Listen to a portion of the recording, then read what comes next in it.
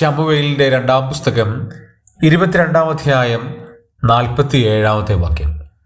യഹോവ ജീവിക്കുന്നു, എൻ പാറ വാഴ്ത്തപ്പെട്ടവൻ, എൻ രക്ഷയുടെ പാറയായ ദൈവം ഉന്നതൻ തന്നെ.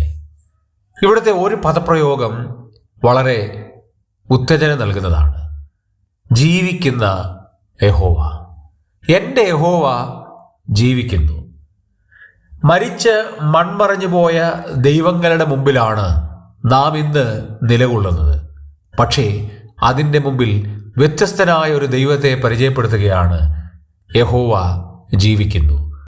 യഹോവ ജീവിക്കുന്നത് കൊണ്ടാണ് നാമും ജീവിക്കുന്നത്. യഹോവയുടെ ജീവൻ നമ്മിലേക്ക് പകർന്നത് കൊണ്ടാണ് നമുക്ക് ജീവൻ ഉണ്ടായത്. യഹോവ ജീവിക്കുന്നത് കൊണ്ടാണ് ജീവന്റെ അപ്പമായ യേശുക്രിസ്തു നമുക്ക് ജീവൻ നൽകിയത്.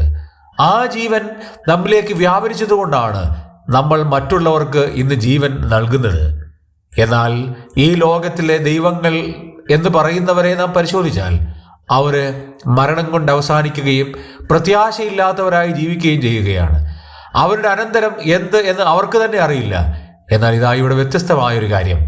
നമ്മൾ വിശ്വസിക്കുന്ന യഹോവ ഇന്നും ജീവിക്കുന്നു, ജീവിച്ചുകൊണ്ടേയിരിക്കുന്നു. മരണമില്ലാത്ത ഈ യഹോവയിൽ നമുക്ക് ആശ്രയിക്കാം.